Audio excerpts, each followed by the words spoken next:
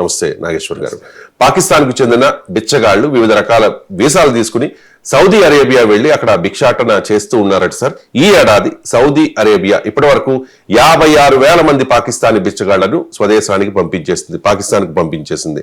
So మరో 66,000 మంది బిచ్చగాళ్లను Pakistan airport లోనే అక్కడ అధికారులు అడ్డుకున్నట్టుగా వార్తలు వస్తూ ఉన్నాయి సార్. ఇన్నాళ్ళు మనం చూసాం కదా సార్, పాకిస్తాన్ అంటే ఉగ్రవాదాన్ని ప్రోత్సహిస్తుంది, ఉగ్రవాదుల్ని తయారు చేస్తుంది, ఉగ్రవాదుల్ని ఎగుమతి చేస్తుంది అని చెప్పి.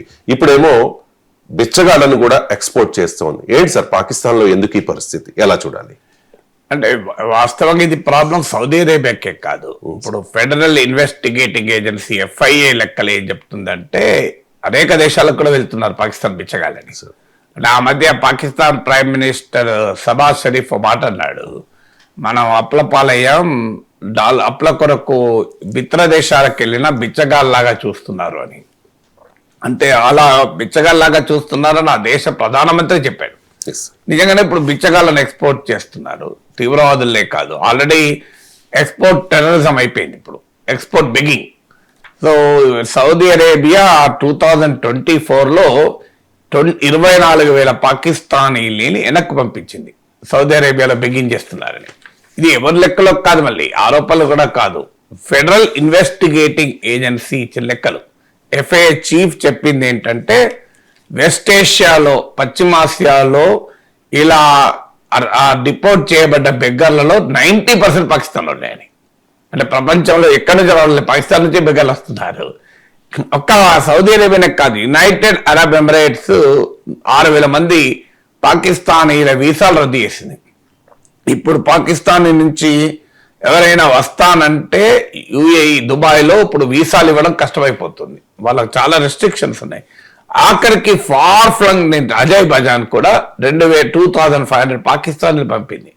మీకు అజర్బైజాన్ ఏమో ఆపరేషన్ సింధూర్ టైంలో పాకిస్తాన్కి ఆయుధాలు పంపిస్తే పాకిస్తాన్ ఇన్ రిటర్న్ వాళ్ళకు బెగ్గర్లను పంపింది. దాంతో అజర్బైజాన్ నుంచి 2,500 పీపుల్ రిటర్న్ అయ్యారు.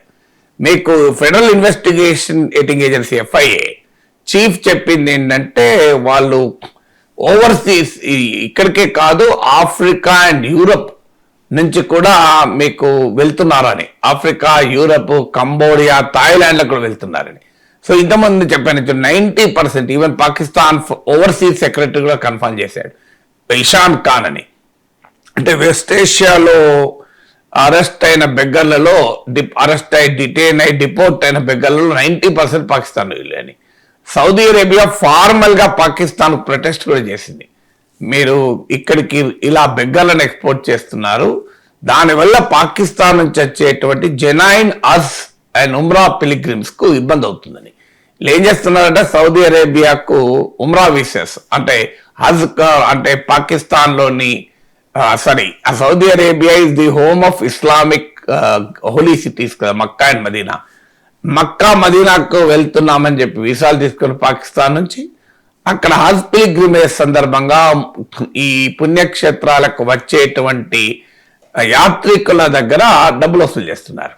ఇది అక్కడ ఉమ్రాకి వస్తున్న వాళ్ళు, ఈ హజ్కి వస్తున్న వాళ్లకు ఆ రోడ్డు పక్కన షాపులాగా పెట్టుకొని వాళ్ళు వీళ్ళ ఫారిన్ వచ్చేటువంటి పిలిగ్రిమ్స్ లో హరాస్ చేస్తున్నారు. ఇదేదో నేను చెప్పడం కాదు, రఫియా జక్రియా అనే అటార్నీ, ఆమె డాన్ లో వ్యాసం రాసింది. Dawn is the prominent Pakistani newspaper, మీకు బిఫోర్ ఫ్రీడమ్ నుంచి ఉన్న న్యూస్ పేపర్, అది ముస్లిం లీగ్ స్టార్ట్ చేసిన పేపర్ అది, డాన్ అని. So one of the leading newspapers of Pakistan. దానిలో మీకు రఫియా జక్రియా అంటే మీకు వస్తుంది, ఆర్టికల్ కూడా వస్తుంది. ఆమె చాలా ఇంట్రెస్టింగ్ పాయింట్స్ చెప్పింది. వీళ్ళు మొదలు పాకిస్తాన్లో ఇదొక ఇండస్ట్రీ లాగా మొదలైంది, it is highly structured organised industry అని చెప్పింది. ఈ ఇండస్ట్రీ మొదలు పాకిస్తాన్లో పర్ఫెక్షన్ అయింది, పెద్ద ఎత్తున రిక్రూట్మెంట్ చేసి తాము రిక్రూట్ చేసుకున్న వారికి అందరికీ పర్ఫెక్ట్గా ఉపాధి కల్పించింది. అంటే అంతమంది బిచ్చగాళ్ళకు డిమాండ్ ఉన్నది అన్నట్లు. సో పర్ఫెక్ట్గా ఉపాధి కల్పించింది. సో ఈ ఆర్గనైజ్ స్ట్రక్చర్ ఇండస్ట్రీ అందరికీ పని కల్పించింది రిక్రూట్ చేసుకున్న వాళ్ళకు. ఇప్పుడు ఇది అయిపోయి ఎక్స్పోర్ట్ చేస్తూ ఇతర దేశాల్లో కూడా తమ వ్యాపార కార్యకలాపాల్ని ఎక్స్పాండ్ చేస్తుంది అని రాశారు. ఆర్గనైజ్డ్ స్ట్రక్చర్డ్ ఇండస్ట్రీ అని. పాకిస్తాన్ ఎకానమీలో అన్ని పరిశ్రమల కన్నా చాలా ఆర్గనైజ్ పరిశ్రమ బెగ్గింగ్ ఇండస్ట్రీ అట. సో ఆమె రాసింది పాకిస్తాన్ లో షాప్స్ కి వచ్చేటువంటి కొనుగోలుదారులను హరాస్ చేశారు ఇప్పటి వరకు. ఇప్పుడు ఇక సౌదీ అరేబియాలో పిలిగ్రిమ్స్ నుంచి మొదలుకొని ప్రపంచవ్యాప్తంగా అనేక దేశాలకు వెళ్ళి క్రిమినల్ యాక్టివిటీలో పాల్గొంటూ బెగ్గింగ్ సిండికేట్లకు నడిపిస్తూ పనిచేస్తున్నారు. యునైటెడ్ అరబ్ ఎమిరేట్స్ అయితే ఒక బెగ్గింగే కాదు, క్రిమినల్ యాక్టివిటీలో కూడా పాకిస్తానీలు ఇన్వాల్వ్ అవుతున్నారు. అది మాకు ఇబ్బందిగా మారిందని చెప్పి పాకిస్తాన్ వాళ్ళను రావటానికి ఇలా రెస్ట్రిక్షన్స్ పెట్టారు. ఇప్పుడు బెలూచిస్తాన్ లో తిరుగుబాటు చేస్తే, టెహరీకి తాలిబాన్ తిరుగుబాటు చేస్తే ఇండియా వెనకాల ఉంది అని ఆరోపించారు. ఇప్పుడైతే బెగ్గర్ల వెనకాల ఇండియా ఉంటుంది కదా, పాకిస్తాన్ అధికారులు ఒప్పుకుంటున్నారు కదా, పాకిస్తానీ ఎక్స్పర్ట్స్ లీగల్ ఎక్స్పర్ట్స్ అక్కడ రాస్తున్నారు కదా, పాకిస్తాన్ పత్రికల్లోనే వ్యాసాలు వస్తున్నాయి, వేరే చోట కాదు. ఇండియా ఎవరిని ఎక్స్పోర్ట్ చేసింది? ఒక మైక్రోసాఫ్ట్ అధినేత సత్య నాదెల్లా, ఒక సుందర్ పిచ్చయ్య గూగుల్ అధినేత, ఒక ఇంద్రాని పెప్సికో అధినేత, ఒక పర్ప్లెక్సిటీ ఏఐ ఫౌండరు, మీకు ఒక పరాగ్ అగర్వాల్ ట్విట్టర్ సిఇఓ, ఒక శాంతాను నారాయణ్ అడోబ్ సిఇఓ. అంటే ప్రపంచ కార్పొరేట్ దిగ్గజాలని ఇండియా ఎక్స్పోర్ట్ చేసింది. ఒక వివేక్ రామస్వామి, ఒక లాంటి పొలిటికల్ లీడర్స్ను, ఒక తులసి గబాడ్ లాంటి ఇంటెలిజెన్స్ ఏజెన్సీని హెడ్ చేస్తున్నారు ట్రంప్ అడ్మినిస్ట్రేషన్ లో. ఒక కాష్ పటేల్ ఎఫ్బిఐని, federal bureau of investigation head చేస్తున్నాడు. ఇలాంటి ఒక టాప్ పీపుల్ వల్ల, మామూలు పీపుల్ కాదు వీళ్ళంతా కూడా. అంటే అమెరికాలో పొలిటికల్ కార్పొరేట్ లైఫ్ లో ఒక షైనింగ్ స్టార్స్ ఇండియా ఎక్స్పోర్ట్ చేస్తే, పాకిస్తాన్ ఒక తీవ్రవాదుల్ని, ఒక డేవిడ్ హెడ్లీని లాంటి తీవ్రవాదుల్ని, లేకుండా బెగ్గర్లను, క్రిమినల్స్ ను ఎక్స్పోర్ట్ చేస్తుంది. సో ఏం చెప్పగలుగుతాం మనం? లాంగ్ లివ్ పాకిస్తాన్ అనాల్సిందే. ఇదే రకంగా బతకండి, జీవించండి అని చెప్పడమే. సార్, ఇక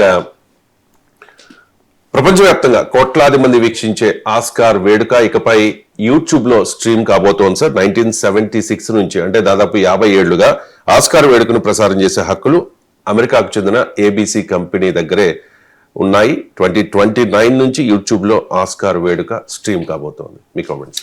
2029 ఇది 101st ఆస్కార్ షో.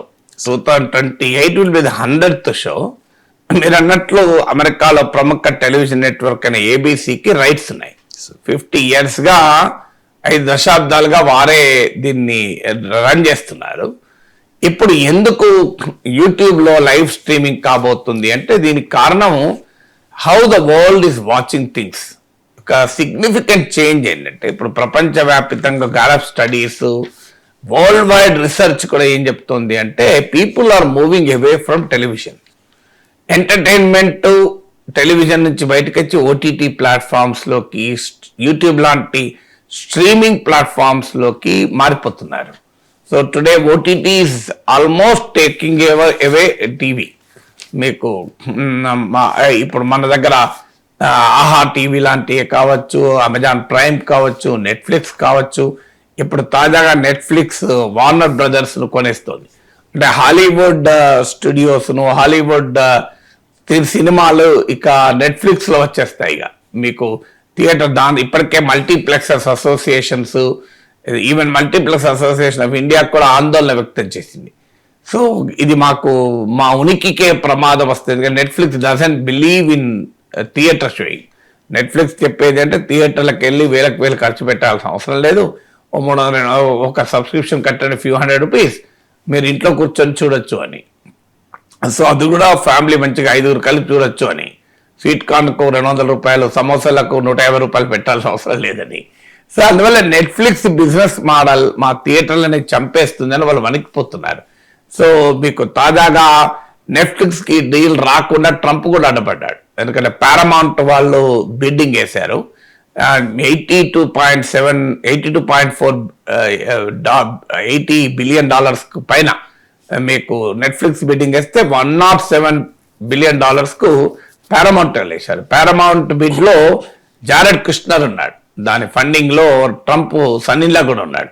అందుకే ట్రంప్ కూడా దాన్ని రియాక్ట్ అయ్యాడు. ఇది నెట్ఫ్లిక్స్ డీల్ పైన నేను పరిశీలిస్తాను. కానీ ఫైనల్ గా మీకు already Warner Brothers Paramount bid reject చేసింది, నెట్ఫ్లిక్స్ రాబోతుంది. అందువల్ల ప్రపంచంలో మీడియా ఇండస్ట్రీలో వస్తున్న పరిణామానికి నెట్ఫ్లిక్స్ వార్నర్ బ్రదర్ డీల్ ఒక ఎగ్జాంపుల్. ఇప్పుడు ఆస్కార్ యూట్యూబ్ డీల్ మరొక ఎగ్జాంపుల్. 2029 నుంచి Oscar will be live streamed free on YouTube. దానికి యూట్యూబ్తో అగ్రిమెంట్ కూడా కుదిరింది. ఎందుకు ఇది జరుగుతోంది అంటే main reason there is a significant shift in the viewership. Even news కూడా ఇప్పుడు తాజా స్టడీస్ ఏం చెప్తున్నాయంటే వార్తలు కూడా టీవీలో చూస్తలేరు, యూట్యూబ్లో చూస్తున్నారు. ఇప్పుడు లేటెస్ట్ వరల్డ్ వైడ్ స్టడీ కూడా ఏం చెప్తుందంటే 56% ఆఫ్ న్యూస్ కన్జంప్షన్ ఇవాళ యూట్యూబ్లో జరుగుతుందండి, టెలివిజన్లో కాదు. Television is much less. అంటే వార్తలకు కూడా యూట్యూబ్లోనే చూస్తున్నారు. సోషల్ మీడియా ఆ రకంగా మారిపోయింది. మీకు మొత్తం డిజిటల్ అండ్ సోషల్ మీడియా కంప్లీట్గా how the people consume information అనేది మారిపోయింది. నేను మా ఆఫీస్ బాయ్ని అడిగాను, ఏమన్నా నువ్వు ఆ పేపర్లు చదువుతావా బాబు అన్న. చదవని సార్ అన్నాడు మా యూనివర్సిటీలో ఉన్నప్పుడు. మరి టీవీ చూస్తావా న్యూస్ అని అడిగాను. జర్నలిజం డిపార్ట్మెంట్లో పనిచేస్తున్నావు కదా అంటే టీవీ కూడా చూడు సార్ అన్నాడు. మరి అన్ని న్యూస్ చెప్తుంటావు ఏందా బాగానే, నీకు ఎట్లా తెలిసింది అని తెలుస్తుంది అన్న. ఏమన్నా సార్ అక్కడ సాగానే ఇక్కడ పీనుగలేస్తుంది కదా సార్ అన్నాడు. ఎంత వండర్ఫుల్గా చెప్పాడు చూడండి. గక్కడ సావంగానే ఇక్కడ పీనుగలేస్తుంది. ఒక సెకండ్ ఆయన క్రియేటివ్ ఎక్స్ప్రెషన్కు నా తలకాయ తిరిగిపోయింది. నేను జర్నలిజం ప్రొఫెసర్ అన్న, నాకన్నా నువ్వు అటెండర్ ఆఫీస్ బాయ్ డిపార్ట్మెంట్లో నువ్వు బాగా చెప్పినావు అన్నాడు. ఏంటి గక్కడ సావంగానే ఇక్కడ పీనుగలేస్తుంది అంటే ఆయన చెప్పేది ఏంటంటే అలా వార్త చుడుతూనే ఫేస్బుక్లో వస్తుంది కదా సార్, మేము లైక్లు కొడుతూనే ఉంటాం, కామెంట్లు చేస్తూనే ఉంటాం కదా అన్నాడు. అప్పటిదాకా టీవీ వార్తల దగ్గర ఎవరు చూస్తారు సార్ అన్నాడు. అంటే అంత ఇన్స్టాంట్గా ఇన్ఫర్మేషన్ ఫ్లో మారిపోతుంది. సో అందువల్ల ఇది మీకు గణాంకాల్లో కూడా మీకు వ్యక్తమైంది. 1998లో ఆస్కార్ అవార్డ్ ఫంక్షన్, ఆస్కార్ అంటే ఒక అవార్డ్ ఫంక్షనే కాదు, నామినేషన్ల అప్పటి నుంచి మొదలుకొని నామినేషన్ అనౌన్స్మెంట్లు, నామినేషన్లకు లంచ్లు, అంతకుముందు చాలా ఈవెంట్ జరుగుతాయి. It's a package of events. ఒక్క అవార్డ్ సెరమనీ కాదు, అవార్డ్ రెడ్ కార్పెట్ అని చెప్పి మొదలు ఈ ఆస్కార్ స్టార్స్ అంతా ర్యాంప్ వాక్ లాగా చేస్తారు రెడ్ కార్పెట్ పైన. నేను హాలీవుడ్లో చూశాను కూడా, ఈవెంట్ లాస్ ఏంజల్స్కి వెళ్ళినప్పుడు ఆస్కార్ అవార్డ్ జరిగే ప్లేసెస్ కూడా వెళ్ళాను. So it's a wonderful event. ప్రపంచంలో ద మోస్ట్ పాపులర్ ఈవెంట్ ఇది. ఆ ఈవెంట్ కూడా ఏమవుతుంది అంటే మీకు అది ఏబీసీలో 50 yearsగా టెలికాస్ట్ అవుతూ వస్తుంది. మీకు 1998లో 57 million చూశారు అమెరికాలో. దాన్ని వరల్డ్ వైడ్గా చూసింది కాదు. అంటే ఈ 57 అంటే 5,70,00,000 మంది అమెరికాలో వాచ్ చేశారు. ఇప్పుడు అది 19.5 million పడిపోయింది 2025లో. చూడండి ఎంతగా టెలివిజన్ నుంచి వెళ్ళిపోయారు వ్యూవర్స్ అనేసరికి. అంటే 5,70,00,000 నుంచి సుమారు 2 కోట్లకు పడిపోయింది. అంటే నియర్లీ 1/3 పడిపోయింది with in the span of 27 years. 1998లో 57 million 5,70,00,000, 2025లో 19.5 million సుమారు 2 కోట్లు. సో అందువల్ల రేటింగ్స్ కూడా పడిపోతున్నాయి. మీకు ఆస్కార్ షోస్కు మీకు ఏబీసీలో రేటింగ్స్ చూస్తే పడిపోతున్నాయి. మరి ఏం చేయాలి? ఇక్కడ ఒకటి ఆస్కార్కి నష్టం, ఎందుకంటే వాళ్ళ వ్యూవర్షిప్ తగ్గిపోతుంది. Ultimately Oscars want to retain it's viewership కదా, తన గ్లోబల్ రీచ్ను కాపాడుకోవాలి కదా. సో దీన్ని motion theatres and of arts and science, academy of motion theatres of arts and science అంటారు. అందుకే అకాడమీ అవార్డులను కూడా అంటారు దీన్ని. సో ఆస్కార్ అవార్డ్స్ నిర్వహించే సంస్థ వాళ్లకు టెన్షన్ అయిపోతుంది. ఆస్కార్ చూసే వాళ్ళు తగ్గిపోవడం అంటే ఆస్కార్ కున్న గ్లామరే పోతుంది కదా. ఇక ఏబీసీకి కూడా వైబుల్ అయితలేదు. ఇప్పుడు ఈ రేటింగ్స్ ఉంటేనే వ్యూవర్షిప్ ఉంటేనే, మీకు తెలియదు కదా రవిశంకర్. సో వ్యూవర్షిప్ ఉంటే రేటింగ్స్ ఉంటేనే యాడ్స్ వస్తాయి కదా, యాడ్స్ రావు. మీకు ఏబీసీ ఆస్కార్ అకాడమీకి $100 million పే చేస్తుంది ఎవ్రీ ఇయర్ ఒక ఈవెంట్కు. అంటే 1 yearly ఈవెంట్ కదా, ఏడాదికి ఒకసారి అవుతుంది. ఇప్పుడు దానికి $100 million $10 కోట్ల చెల్లిస్తాయి ఈ టెలివిజన్ బ్రాడ్కాస్ట్ రైట్స్ కొరకు. మీకు తెలుసు కదా, ఏదైనా ఇప్పుడు స్పోర్ట్స్ ఈవెంట్స్ అయినా ఇలాంటి ఆస్కార్ ఈవెంట్స్ అయినా బ్రాడ్కాస్ట్ రైట్స్ వేలం వేస్తారు. సో వాటికి ఛార్జ్ ఇస్తారు. ఇప్పుడు ఐపీఎల్ అయినా బ్రాడ్కాస్ట్ రైట్స్. సో $10 crore మీకు $100 million పే చేస్తారు. ఏబీసీకి ఆ $100 million రావడం కష్టమవుతుంది. ఎందుకంటే వ్యూవర్షిప్ పడిపోయి, రేటింగ్ పడిపోయి, యాడ్స్ రాక. సో ఇక అకాడమీ వాళ్ళు ఎక్కువ అడిగితే ఎక్కడ పే చేసేటట్టున్నారు. సో అటు ఏబీసీకి ఇది అన్వయబుల్ అవుతుంది, ఆస్కార్ అకాడమీకి వ్యూవర్షిప్ తగ్గుతుంది. అందుకే వారు ఇప్పుడు యూట్యూబ్తో అగ్రిమెంట్ పెట్టుకున్నారు. ఎందుకంటే వ్యూవర్ ఉన్న దగ్గరికి పోవాలి కదా. నేను ఒకప్పుడు పేపర్లో రాసేవాడిని, ఆ తర్వాత టీవీలు వచ్చినాక 24 గంటల టీవీలో మాట్లాడడం మొదలు పెట్టాను. తర్వాత వెబ్సైట్లు, ఇంటర్నెట్ వచ్చాక వెబ్సైట్లకు రాయడం మొదలు పెట్టాను. ఇలా ఇప్పుడు యూట్యూబ్లో I became a popular person. So మీకు ఒక 10,95,000 సబ్స్క్రైబర్స్ ఇవ్వాలి నాకు. ఎందుకు చేయను? నా దగ్గరికి జనం రావాలని రారు, జనం ఉన్న దగ్గర నేను పోవాలి కదా. సో నా దగ్గరికి జనం రారు, జనం ఉన్న దగ్గర నేను పోవాలి. సో అందువల్ల నాలాంటి వాడు ఇలా ఆలోచిస్తే ఆస్కార్ అకాడమీ ఆలోచించదా? ఇప్పుడు వాళ్ళు అందుకే ఇప్పుడు యూట్యూబ్తో అగ్రిమెంట్ పెట్టుకున్నారు. యూట్యూబ్తో అగ్రిమెంట్ పెట్టుకోవడం వల్ల లాభం ఏంటంటే, ఒకటి గ్లోబల్ రీచ్ వస్తుంది. మీరు యూట్యూబ్ అనేది ప్రపంచవ్యాప్తంగా చూస్తారు, అన్ని లాంగ్వేజ్లో, అన్ని భాషల్లో. తర్వాత ఇప్పుడు యూట్యూబ్లో కొత్త టెక్నాలజీ ఏంటి, మల్టిపుల్ లాంగ్వేజ్ ట్రాక్స్ వస్తాయి. ఇప్పుడు మీరు నా యూట్యూబ్ ఛానల్లో నాది ఓపెన్ చేసి తెలుగు వీడియోకి మీరు ఇంగ్లీష్లో చూడాలనుకుంటే ఇంగ్లీష్లో కూడా వస్తుంది. కొద్దిగా ట్రాన్స్లేషన్లో తప్పులు ఉన్నాయి ఈ మధ్య, కానీ అది దట్ ఈస్ ఇంప్రూవింగ్ ఫాస్టర్. అలా నా విశ్లేషణ తెలుగుది అది పట్టుకోవడం కష్టం, కానీ ఆస్కార్ అవార్డ్స్కి ఏముంది, అది విశ్లేషణ కాదు కదా, ఓన్లీ కామెంటరీ కదా. సో అది మీరు ఇంగ్లీష్ రానివాడు కూడా ఏ లాటిన్లో, స్పానిష్లో, హిందీలో, తెలుగులో కూడా నువ్వు దాన్ని చూడొచ్చు. సో మల్టిపుల్ లాంగ్వేజ్ ట్రాక్స్ ఇప్పుడు కొత్త ట్రెండ్ కదా యూట్యూబ్లో. మీకు అదొక అడ్వాంటేజ్. ఈవెన్ మనం కావాలనుకుంటే విజువల్ వీడియో అదే ఉంచి లాంగ్వేజ్ సెపరేట్గా కూడా అప్లోడ్ చేయొచ్చు. ఇప్పుడు ఉదాహరణకు నా యూట్యూబ్లో నేను చేయడం లేదు, కానీ వాళ్ళు ఆటోమేటిక్గా ఇంగ్లీష్ లాంగ్వేజ్, హిందీ లాంగ్వేజ్ ఏదంటే అది మార్చుకోవచ్చు, స్పానిష్లో కూడా మార్చుకోవచ్చు. ఇప్పుడు మీరు నా యూట్యూబ్ ఓపెన్ చేసి నా వీడియోని జపనీస్ భాషలో కూడా మార్చుకోవచ్చు. కానీ నేనే సెపరేట్ లాంగ్వేజ్ ట్రాక్ కూడా అప్లోడ్ చేయొచ్చు. అంటే నాది చూసినప్పుడు నేను తెలుగు మాట్లాడినట్టు వస్తుంది, లాంగ్వేజ్ ట్రాక్ మళ్ళీ జపనీస్ ట్రాన్స్లేషన్ కూడా పెట్టుకోవచ్చు. సో అలా మీకు మల్టిపుల్ లాంగ్వేజెస్లో మీకు యూట్యూబ్ ఆఫర్ చేస్తుంది. అది రెండవ లాభం. మూడో లాభం ఏంటంటే ఫ్రీ కనుక ఏముంది, ప్రతి ఒక్కరు చూస్తారు. సో అందువల్ల మీకు ఆస్కార్ అకాడమీకి రీచ్ అనేక రెట్లు పెరుగుతుంది ఇప్పుడున్న రీచ్ కన్నా. మరి యూట్యూబ్కి ఏంటి లాభం? YouTube is also reinventing it self. మీరు గమనించండి, ఇప్పుడు ఇన్స్టాగ్రామ్ వచ్చాక ఇన్స్టా రీల్స్ చాలా పాపులర్ అయ్యాయి. సో దానికి తట్టుకోవడానికి యూట్యూబ్ ఏం చేసింది, యూట్యూబ్ షార్ట్స్ మొదలుపెట్టింది. సో అందువల్ల మీకు యూట్యూబ్ ఎనీ కాంపిటీషన్లో నిలబడాలంటే they have to continuously reinvent కదా. ఇప్పుడు ఫేస్బుక్ కూడా యూట్యూబ్ లాగా మీకు వీడియో ప్లాట్ఫామ్, వీడియో స్ట్రీమింగ్ ఇస్తుంది. సో ఇలా ఒకదాన్ని చూసి మరొకటి పోటీ పడక తప్పదు. అందువల్ల యూట్యూబ్లో కూడా ఏంటంటే, ఇది యూట్యూబ్ స్టార్ట్ అయింది, ఇప్పుడు టిక్ టాక్ లాంటిది వచ్చాక వాళ్ళ షార్ట్లను బాగా ప్రమోట్ చేశారు. ఇన్స్టా రీల్స్, టిక్ టాక్ల పోటీ తట్టుకోవడానికి. ఇప్పుడు యూట్యూబ్ కూడా ఏంటంటే షార్ట్ వీడియో ఫార్మాట్. యూట్యూబ్ ఎట్లా స్టార్ట్ అయింది, యూట్యూబ్ క్రియేటర్ ఓరియంటెడ్ మీడియం. అది అంటే తమకున్న సృజనాత్మకతను ఒక వ్యక్తులు ప్రదర్శించుకోవటానికి ఒక ప్లాట్ఫామ్గా మొదలైంది. That is how YouTube journey begin.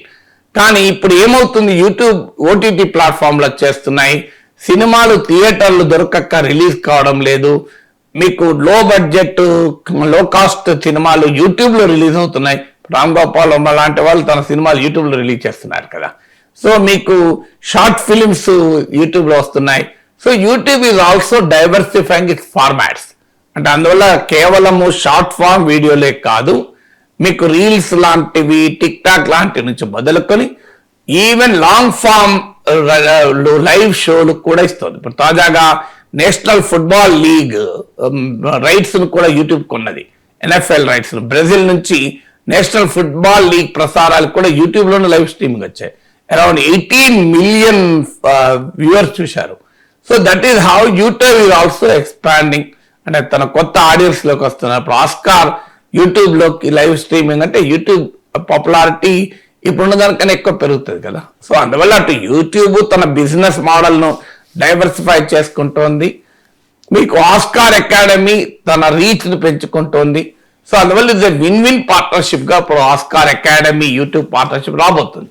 That is how the world is changing. అంటే ప్రజలు ఒకప్పట్లాగా థియేటర్లో కూర్చొని సినిమాలు చూస్తలేరు, ఇంట్లో నెట్ఫ్లిక్స్ ముందు కూర్చొని సినిమాలు చూస్తున్నారు, అమెజాన్ ప్రైమ్ ముందు కూర్చొని సినిమాలు తీస్తున్నారు, షోలు చూస్తున్నారు. సినిమాలే కాదు, న్యూస్ యూట్యూబ్ లో చూస్తున్నారు ఆన్ డిమాండ్. యూట్యూబ్ కు అడ్వాంటేజ్ ఏంటంటే ఆన్ డిమాండ్ వ్యూయర్షిప్. నువ్వు అప్పుడే చూడొచ్చు, తర్వాత చూడొచ్చు, మొబిలిటీ కార్లో పోతూ చూడొచ్చు.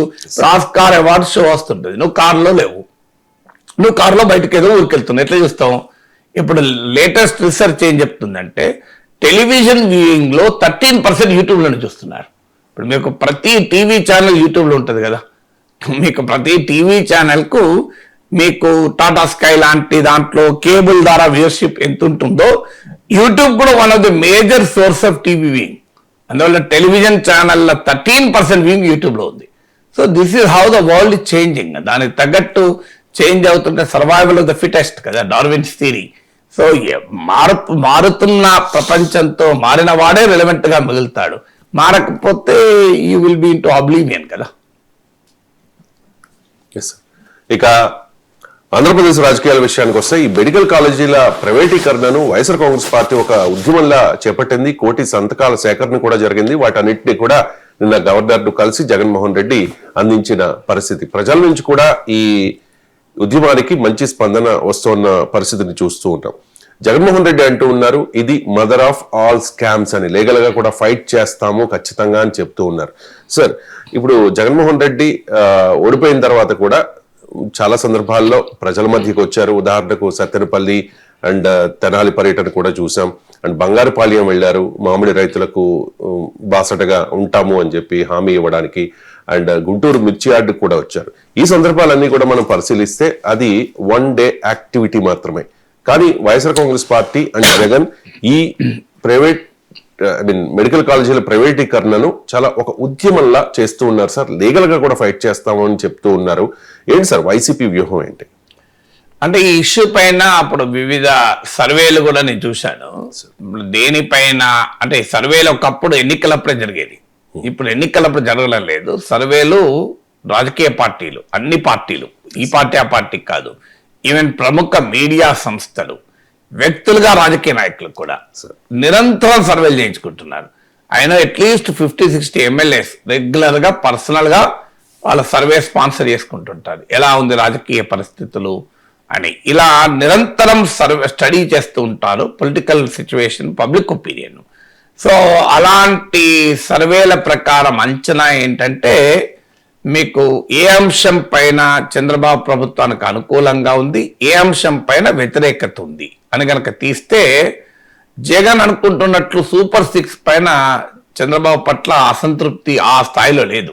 ఒక రకంగా ప్రజలు సంతృప్తిగా ఉన్నారు. నిన్న కూడా జగన్ దీనిపైన మాట్లాడుతూ 1 కోటి సంతకాల సందర్భంగా సూపర్ 6, సూపర్ 7 అమలు చేయలేదు అంటున్నాడు. సో జగన్మోహన్ రెడ్డి మాత్రమే కాదు, చాలా మంది రాజకీయ నాయకులకు ఉన్న సమస్య ఏంటంటే స్వీయ మానసిక దృక్పథంతో రాజకీయ వ్యూహాలు రచిస్తుంటారు. అంటే సైంటిఫిక్ గా ఉండరు. ఫీల్డ్ మీద ఏముంది, తాను ఏమి కోరుకున్నారో ప్రజలు అదే భావిస్తున్నారు అని భ్రమల్లో ఉంటారు. అందుకే రాజకీయ నాయకులు ఫెయిల్ అవుతుంటారు. 151 సీట్లు వచ్చిన జగన్మోహన్ రెడ్డి 11 సీట్లకు ఎట్లా పరిమితం అవుతాడు? అది ఎంత బిగ్గెస్ట్ ఫెయిల్యూరు. 105 సీట్ల దాకా వచ్చిన చంద్రబాబు నాయుడు 14లో 2019లో 23 సీట్స్కి ఎందుకు ఫెయిల్ అవుతాడు? దాదాపు 100 మంది ఎమ్మెల్యేలు ఉన్న కేసీఆర్ ఎందుకంటే 37 ఎమ్మెల్యేస్ పరిమితం అవుతాడు? వీళ్ళంతా మామూలు లీడర్లు కారు, తమ పార్టీలను అద్భుతమైన విజయాలు తెచ్చిపెట్టిన వాళ్ళే కదా. మళ్ళీ ఎందుకు నెక్స్ట్ ఎలక్షన్లకు వచ్చి పడిపోతారు? ఈ ప్రశ్న వేసుకుంటే ఆన్సర్ ఏంటంటే స్వీయ మానసిక దృక్పథం. అంటే తాము అనుకున్నదే ప్రజలు అనుకుంటున్నారని భావిస్తారు. నిజమైన లీడర్ ఎట్లుండాలంటే ప్రజలేమనుకుంటున్నారో చూసి తాను భావించాలి. ఇది రివర్స్ అన్నట్టు. సో నేను అనుకున్నదే ప్రజలు భావించాలనే ఒక ఫ్యాలసీలో ఉంటారు. దీన్ని ఏ ఫ్యాలసీ అంటారో సైకాలజీలో తెలియదు, కానీ దిస్ ఈజ్ ఒక ఫ్యాలసీ. తాను అనుకున్నదే ప్రజలు అనుకుంటారని. ఇప్పుడు అదేదో మహాప్రస్థానానికి ముందు మాట రాస్తూ చెలమంటాడు చూడు. సో ప్రపంచం దేవులపల్లి బాధ ప్రపంచానికి బాధ, ప్రపంచం బాధ శ్రీశ్రీ బాధ అని. రాజకీయ నాయకుడు దేవులపల్లి లాగా ఉండకూడదు, శ్రీశ్రీ లాగా ఉండాలి. దేవులపల్లి బాధ ప్రపంచానికి బాధ. ఎందుకంటే దేవులపల్లి అంత అద్భుతమైన భావాత్మక కవి. ఆకులు ఆకునై, పువ్వులు పువ్వునై అని అద్భుతమైన మధురమైన కవిత్వం రాయగలుగుతాడు కనుక డెవలపర్ బాధ ప్రపంచానికి బాధ, శ్రీశ్రీ బాధ ప్రపంచం బాధ, ప్రపంచం బాధ శ్రీశ్రీ బాధ. పతితులార భ్రష్టులార బాధ సర్పద్రష్టులార ఏడవకండి వస్తున్నాయి జగన్నాథ రథ చక్రాలు పొలాలనన్నీ అలాల దున్ని అంటూ హుంకరిస్తాడు శ్రీశ్రీ. సో ప్రపంచం బాధ శ్రీశ్రీ బాధ. రాజకీయ నాయకులు ఏంటంటే తమ బాధ ప్రజల బాధ కావాలనుకుంటారు, ప్రజల బాధ తమ బాధ కాదు. అందువల్ల ఇప్పుడు జగన్మోహన్ రెడ్డి తన బాధ ఏంటి, సూపర్ 6 ఫెయిల్ అయిందని తాను భావిస్తున్నాడు. అందువల్ల ప్రజలు కూడా అలాగే భావిస్తున్నారు, భ్రమలో ఉంటారు. కానీ అది నిజం కాదు. నేను అనేక సర్వేలు చూశాను, సూపర్ 6 విషయంలో సంతృప్త స్థాయి బెటర్గా ఉంది. కానీ ఏ అంశాలపైన చంద్రబాబు నాయుడు పట్ల వ్యతిరేకత ఉంది అంటే రైతులు, ఉద్యోగాలు, ఈ రెండింటి మీద బాగా వ్యతిరేకత ఉంది. దాంతో ముఖ్యమైనది ఇప్పుడు వైద్య మెడికల్ కాలేజీలు 80% వరకు కూడా ప్రైవేటీకరణను పీపీపీలో వైద్య కళాశాలలు వ్యతిరేకిస్తున్నారు. I'm sure Chandrababu Naidu a day will come, మీరు చూడండి, విత్డ్రా చేస్తున్న ఆశ్చర్యపడాల్సింది లేదు. అయితే జగన్మోహన్ రెడ్డికి ఓడిపోయామనే భావన ఏమన్నా ఉండి ఆగాల్సిందే. కానీ నరేంద్ర మోడీ లాంటి నాయకుడి సాంగత్యము, ఫ్రెండ్షిప్ ఉంది కనుక మోడీని చూసి చంద్రబాబు నేర్చుకోవాలంటే వెనక్కు పొత్తుగాలి. మోడీ ఎంత ప్రత్యేకత, అదే అందుకే మోడీ ఇన్నిసార్లు గెలుస్తున్నాడు. చంద్రబాబు నాయుడు ఒక ఎన్నికల్లో గెలిచిన తర్వాత మరో ఎన్నికల్లో గెలవడు. మీరు చూడండి, అది మోడీ అన్నాడు కదా, एक चुनाव के बाद और एक चुनाव में हारने में चंद्रबाबू जी ने मुझे से सीनियर है, मैं तो उसमें सीनियरीच नहीं అన్నాడు కదా. ఒక ఎన్నిక తర్వాత మరో ఎన్నికల్లో ఓడిపోవడంలో చంద్రబాబు నాయుడు సీనియర్, ఈ విషయంలో నేను సీనియరే కాదు కదా అన్నాడు. మోడీ చాలా వ్యంగ్యంగా అన్నాడు. సో అది నిజం కూడా కదా. మీకు ప్రతి ఎన్నికల్లో ఒకసారి నెక్స్ట్ ఎన్నికల్లో ఓడిపోతుంటాడు చంద్రబాబు నాయుడు. ఎందుకు ఓడిపోతుంటాడు? Because fails to learn. ఇప్పుడు మోడీ నుంచి చూడండి, వ్యవసాయ చట్టాలు వచ్చాయి, తీవ్రమైన ప్రజా వ్యతిరేకత, మామూలు కాదు. రైతుల ఉద్యమము, రోడ్ల మీదకి ఏడాది పాటు ఉద్యమం. వన్ ఫైన్ మార్నింగ్ మాఫ్ మాంగరం, నేను క్షమాపణ కోరుకుంటున్నాను రైతుల్ని అని 4 వ్యవసాయ చట్టాలు విత్డ్రా చేసుకుంటున్నాను ప్రకటించాడు. మీరు ఇమీడియట్ గా ఈ మధ్య కాలంలో చూడండి, మోడీ అనేక విషయాలు వెనక్కు తగ్గుతుంటాడు. ఎక్కడ పట్టింపు, ఆ దేశజాలకు పోడు. ప్రజల్లో వ్యతిరేకత వస్తుంది అనుకుంటే దానిపైన వెనక్కు తగ్గుతాడు. మీరు అనేక అంశాల పైన మీకు ఇది కనబడుతూ ఉంటుంది. మీకు ఉదాహరణకు ఈ లాటరల్ ఎంట్రీలో ఆఫీసర్లను డైరెక్ట్ గా ఎక్స్పర్ట్స్ తీసుకోవడం అని, దానిపైన రిజర్వేషన్లు అమలు కావు అని చెప్పి వ్యతిరేకత వ్యక్తమైంది. ఇమీడియట్ గా మోడీ దాన్ని ఆపేశాడు వెంటనే. ఇలాంటి ఒక 10 ఉదాహరణలు చెప్పగలుగుతాను. మోడీ మొదలు పెట్టి వెంటనే వెనక్కు వచ్చినటువంటి ఉదాహరణలు చెప్తాను. కానీ మీరు గమనించండి, చంద్రబాబు నాయుడు గనక మోడీ నుంచి నేర్చుకుంటే, ఆయన పొలిటికల్ ఇంట్రెస్ట్ లో చెప్తున్నాను, ఈ should repeal private PPP model. ఎందుకంటే అది ఖచ్చితంగా ప్రజల్లో వ్యతిరేకత వ్యక్తమవుతుంది. అందుకే జగన్మోహన్ రెడ్డి దాన్ని 1 కోటి సంతకాల దాకా తీసుకెళ్తున్నారు. రీజన్ అది. మీరు వాస్తవంగా రైతుల అంశం పైన కూడా అలాంటి వ్యతిరేకత ఉంది, కానీ దాన్ని కన్సిస్టెంట్ స్ట్రగుల్ గా చేయలేకపోతున్నాడు. కానీ దీని మీద ఎందుకు చేస్తున్నా అంటే ప్రజలకు వైద్యము కాస్ట్లీ అయిపోయిందని కళ్ళ ముందు కనబడుతుంది కదా. ఇప్పుడు ప్రజలకు ఇది వాళ్ళ లివింగ్ ఎక్స్పీరియన్స్. మీరు ఉస్మానియా మెడికల్ కాలేజీకు, గాంధీ మెడికల్ కాలేజ్ హాస్పిటల్కి వెళ్తే మీకు ఆడ ఉచితంగా వైద్యం దొరుకుతుంది. ప్రైవేట్ మెడికల్ కాలేజ్ హాస్పిటల్కి ఎంతమంది వెళ్ళగలుగుతున్నారు? ఆడ కూడా కాస్త ప్రైవేట్ హాస్పిటల్తో అపోలో హాస్పిటల్లో బిల్తో పోలిస్తే అపోలో మెడికల్ కాలేజ్ హాస్పిటల్లో తక్కువగా ఉండొచ్చు. కానీ ఎంతమందికి యాక్సెసిబుల్ ఉంది అది? మీరు ఉస్మానియా మెడికల్ కాలేజ్ హాస్పిటల్కి ఎంతమంది వెళ్తున్నారు, అపోలో మెడికల్ కాలేజ్ హాస్పిటల్కి ఎంతమందికి వెళ్తున్నారు? చూడండి, మీరు కంపారిజన్ అర్థమవుతుంది కదా. ఇది ప్రజల నిజ జీవిత అనుభవం కదా. You cannot coercion. మీకు మావో సెట్టింగ్ అంటాడు, ప్రత్యర్థులు లేదా ఎదుర్కోవాలన్నప్పుడు కమాండో ఎత్తుగడలు చెప్తాడు. శత్రువు ప్రత్యర్థి నిన్ను కొడితే అది నీకే తాకాలి, నీవు ప్రత్యర్థిని కొడితే ప్రజలకు తాకాలి అంటాడు. బహుశా మరి జగన్, నేనే చాలాసార్లు చెప్పాను ఈ విషయాన్ని, మరి మావో టాక్టిక్స్ కనుక ఇక్కడ చూశాడో తెలియదు. ఇప్పుడు ప్రైవేట్ మెడికల్ కాలేజీల విషయంలో జగన్ చంద్రబాబును కొడితే అది ప్రజలకు తాకుతోంది. అందుకే ప్రజల నుంచి అనుకూల రియాక్షన్ వస్తోంది. సూపర్ 6 మీద ప్రజలకు తాకడం లేదు, అది ఓన్లీ తనకే తాకుతోంది. కానీ మెడికల్ కాలేజీల విషయంలో డెఫినెట్ గా ప్రజలకు తాకుతుంది. అందుకే ప్రజల నుంచి రియాక్షన్ వస్తుంది. దాని మీద ఇంకా కార్యాచరణ చేపడుతున్నాడు చంద్రబాబు నాయుడు. గనక జగన్ పట్ల, జగన్కి ఏదో లొంగిపోయాను అనే భావన ఉండకపోతే విడ్రా చేసుకోవాలి. ఇప్పుడు నరేంద్ర మోడీ వెనక్కి రాలేదా? ఏం ప్రతిపక్షాలు అన్నాయి, లొంగిపోయాడు, భయపడ్డాడు, ఏమైతే అల్టిమేట్ గా ప్రజాస్వామ్యంలో ప్రజల అభిప్రాయానికి అనుగుణంగా తన విధానాలు మార్చుకోవడం నేరం కాదు, పిరికితనం కాదు, అది హుందాతనం అవుతుంది. అందువల్ల Chandrababu Naidu in his own interest PPP నన్ను అడ్వైజ్ ఆయన అడగదు, అంత పెద్దవాడిని కాదు, కానీ పీపీపీలో ప్రైవేట్ మెడికల్ కాలేజెస్ తెలుగుదేశం కూటమి ప్రభుత్వానికి ప్రజా వ్యతిరేకతను తెచ్చిపెట్టింది. అది టీడీపీ నాయకులు, మీరు క్షేత్రస్థాయి నాయకులు ఎవరినన్ను అడుగు చెప్తారు. కానీ సమస్య ఎక్కడ వస్తుంది? క్షేత్రస్థాయి నాయకులు చంద్రబాబు పిలిచి ప్రైవేట్ మెడికల్ కాలేజీల పైన జగన్ అన్న దాన్ని ప్రజలు తీవ్రంగా వ్యతిరేకిస్తున్నారు కదా, మనం చెప్పింది రైట్ అంటున్నారు కదా, ఎమ్మెల్యే మీరు ఏం చెప్తారంటాడు. అవును సార్ వీళ్ళు అంటారు. ఏమంటారు ఇక? ఎందుకంటే ప్రైవేట్ మెడికల్ మీద ప్రజలు ఏమనుకుంటున్నారని అడిగితే నిజం చెప్తారు. ప్రజలు మనది రైట్ అంటున్నారు కదా, పీపీపీది కరెక్ట్ అంటున్నారు కదా అని అడుగుతారు. కరెక్ట్ అంటున్నారు అది కలెక్టర్లు అడిగినా అవును సార్ అని అంటారు, పార్టీ లీడర్లు అవును సార్ అంటారు, ఎందుకు పంచాయతీ అని. ఇక నెక్స్ట్ టైం మళ్ళీ ఏమంటాడు సార్ అని. అందువల్ల నీ క్వశ్చన్లోనే నువ్వు ఆన్సర్ ఇచ్చినాక పేపర్ లీక్ అవుతుంది కదా. అందువల్ల ఆ పొలిటీషియన్లకు ఉండేటువంటి ఈ స్వీయ మానసిక దృక్పథమే వాళ్ళ ఓటమికి కారణమవుతుంది. అందుకే నేను 105 సీట్లు గెలిచిన చంద్రబాబు 23 పరిమితం అవుతాడు నెక్స్ట్ ఎలక్షన్ లో.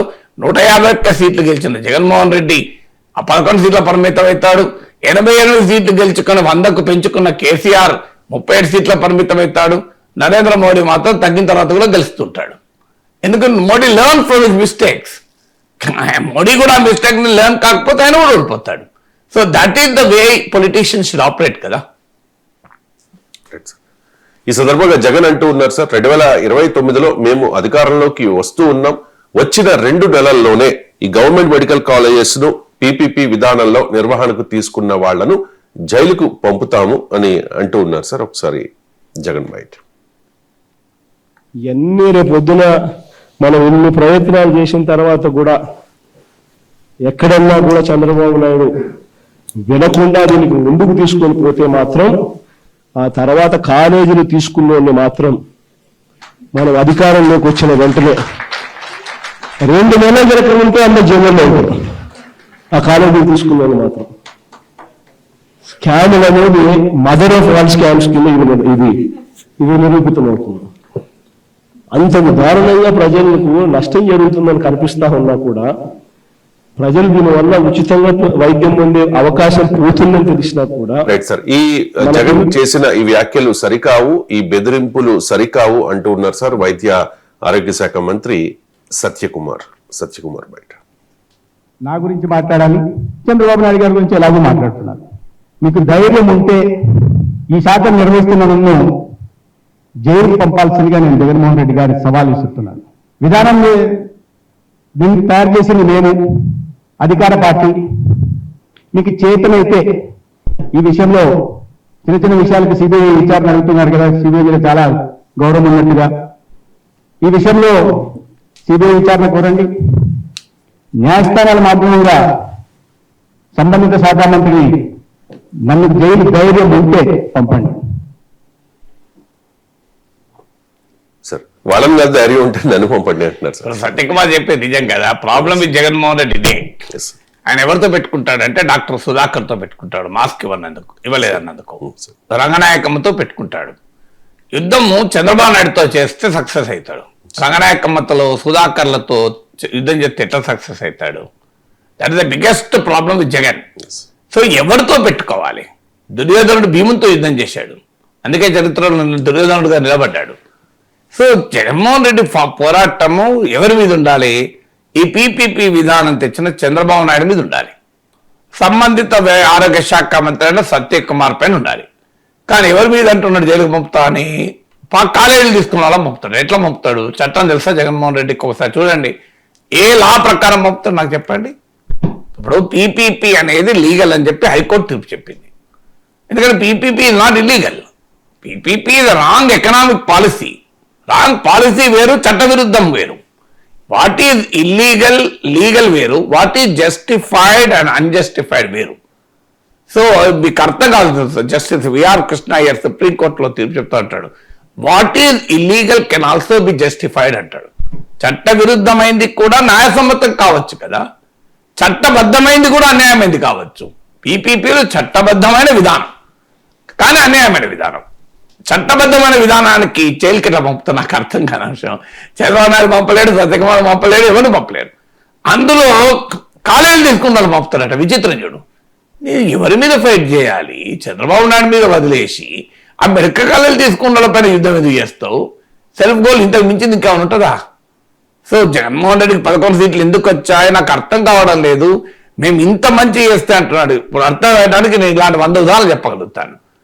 మీకు ప్రజలకు లాభము నష్టం అనే అంశం పైన మాట్లాడితే రాజకీయ నాయకుడికి ప్రజల ఆదరణ ఉంటుంది. కానీ ఇవాళ చూడండి, మీరు జగన్ వ్యతిరేకించే పత్రికలన్నిట్లో కోటి సంతకాలు పక్కకు పోయింది. మీకు ప్రజల్లో వస్తున్న స్పందన పక్కకు పోయింది. ఇది ప్రజలకు వైద్యం దూరం అవుతుంది అనేది పక్కకు పోయింది. ఇప్పుడు జగన్మోహన్ రెడ్డి బయటలో అది కూడా ఉంది. మీరు చూడండి, ప్రజలకు వైద్యం దూరం చేస్తుంది. ఏది వచ్చింది పైకి? జైలుకు పంపుతాను పైకి వచ్చింది. మీరు ఇలా జగన్ ప్రశ్నించి ఈనాడులో, జ్యోతిలో, వీరన్నింటిలో ఏం చూడండి, జైలుకు పంపుతాం. కంప్లీట్ డిబేట్ ను డైవర్ట్ అయిపోయింది కదా. జగన్మోహన్ రెడ్డి తన స్వయాన డిబేట్ ను డైవర్ట్ చేసి పడేసుకున్నాడు. ఇది అసలు పవర్ఫుల్ ఆర్గ్యుమెంట్ ఏంటి? ప్రజలకు వైద్యం ఖరీదవుతుంది అనేది పవర్ఫుల్ ఆర్గ్యుమెంట్. అది వదిలేసి జైలుకు పంపుతాడా అంటే సత్యకుమార్ జైలు నన్ను పంపుకోవట్లేదు, నేను పంపుతాయి. అసలు పంచాయతీ పక్కకు పోయింది కదా. అంటే ఒక అద్భుతంగా వచ్చిన అవకాశాన్ని జారవిడుచుకోవడంలో జగన్మోహన్ రెడ్డి ఎంటర్ప్రైజ్ ఎక్స్పర్టీస్ కనబడుతోంది. ఇంత మంచి అవకాశం, బ్రహ్మాండమైన అవకాశం కదా. ప్రజల్లో బాగా వ్యతిరేకత ఉంది. తెలుగుదేశం ఓటర్లు సైతం ఇది తప్పు అంటున్నారు. నేనే ఇంతకుముందు చెప్పాను, సర్వేలో 80% ఈ తప్పుడు విధానం అంటున్నారు. అందుకే చంద్రబాబు నాయుడు అనేక సార్లు దీనిపైన వివరణ ఇచ్చుకోవాల్సి వస్తుంది. మళ్ళీ ప్రభుత్వమే యాజమాన్యం ఉంటుంది, అది ఉంటుంది, ప్రైవేట్ వాళ్ళని నిర్వహిస్తారు, 10 నెలల తర్వాత మళ్ళీ ప్రభుత్వానికి వస్తుంది అని ఎన్ని కష్టాలు పడుతున్నాడు. మీరు గమనించండి, ఏ అంశం పైన చంద్రబాబు నాయుడు ఎన్నిసార్లు ప్రెస్ కాన్ఫరెన్స్ పెట్టి సమర్థించుకున్నాడు చూపెట్టాను. నాకు ఈ మధ్యకాలంలో కంటిన్యూస్ గా డిఫెండ్ చేసుకోవాల్సి వస్తుంది. ఎందుకంటే చంద్రబాబు నాయుడు అర్థమవుతుంది ఇది చాలా వ్యతిరేకత కారణం అవుతుంది అని. అలాంటి చంద్రబాబు నాయుడు లాంటి సీనియర్ నాయకుడిని డిఫెన్స్ లో పెట్టగలిగిన ఇష్యూలో డిఫెన్స్ లో పడాల్సి వస్తుంది జగన్మోహన్ రెడ్డికి. సో ఇప్పుడు గూగుల్ ఏఐ పైన ఇదే తప్పులు చేశారు. గూగుల్ ఏఐ పెట్టడంతోనే డేటా సెంటర్లు వల్ల ఏం మిగులుతుంది? వేడి మిగులుతుంది, చెట్లు పోతాయి, ఉద్యోగాలు వస్తాయా అని చెప్పి పెద్ద ఎత్తున వైసీపీ నేతలు మాట్లాడారు.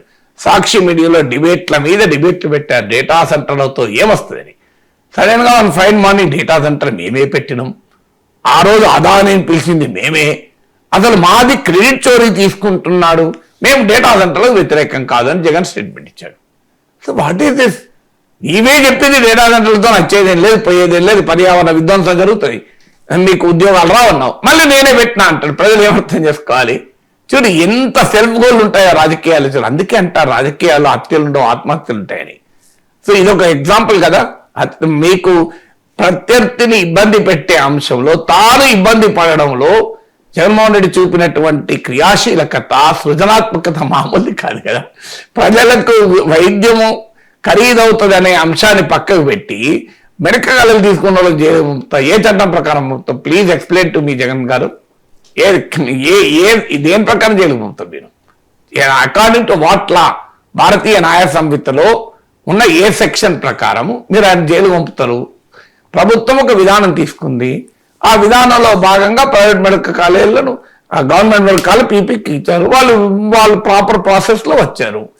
ఇది స్కామ్ అయితే నువ్వు రాజకీయాలను నాయకులు పట్టుకో, తీసుకున్న దానికే సంబంధము, ఇప్పుడు దానికి సంబంధం ఏం లేదు కదా. సో దానికి ప్రైవేట్ వాళ్ళు ఏం చేస్తారు? వాళ్ళ తప్పే ఉన్నది. సో వాళ్ళ తప్ప ఎట్లయితే నువ్వు ఎట్లా జైలు పంపుతావు? ఇప్పుడు గూగుల్ ఏ పెట్టినందుకు సుందర పిచ్చై జైలు పంపుతావా? 44,000 కోట్ల రాయితీలు ఇచ్చింది ప్రభుత్వం, రాయితీలను దిగమింగినావు, నువ్వు స్కామ్ చేసినావు అని చెప్పి గూగుల్ సీఈఓ జైలు పంపుతారా జగన్? లేకుండా గౌతమ్ అదాని జైలు పంపుతారా? అదాని డేటా సెంటర్ పెట్టినారు గూగుల్తో ఒప్పందం చేసుకున్నప్పుడు. So you are unable to find who is your enemy. నా శత్రువు ఎవరు, నేను ఎవరిపైన గురి పెట్టాలో కూడా తెలియకపోతే గురి ఎట్లా పెడతావు నాకు చెప్పండి? డాక్టర్ సుధాకర్ పైన, రంగనాయక్ మన పైన గురి పెట్టి దెబ్బతిన్నాడు. ఇప్పుడు అధికారంలో ఉన్న సమయంలో, ఇప్పుడు ప్రతిపక్షంలో ఉన్న తర్వాత కూడా చంద్రబాబు నాయుడు పైన గురి పెట్టాల్సింది ఎవరి మీద గురి పెడుతున్నాడు? పీపీపీ కాలేజీ తీసుకున్న మీద గురి పెడుతున్నాడు.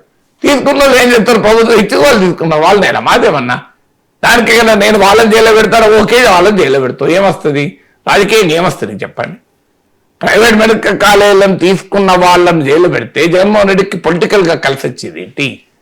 So this is how politicians are experts in self goals కదా. Right sir. ఆంధ్రప్రదేశ్ ముఖ్యమంత్రి చంద్రబాబు నాయుడుకి ప్రతిష్టాత్మకమైన అవార్డు వచ్చింది సార్. ప్రముఖ దినపత్రిక ది ఎకనామిక్ టైమ్స్ ప్రతి ఏడాది అందించే ప్రతిష్టాత్మక award business reformer of the year award.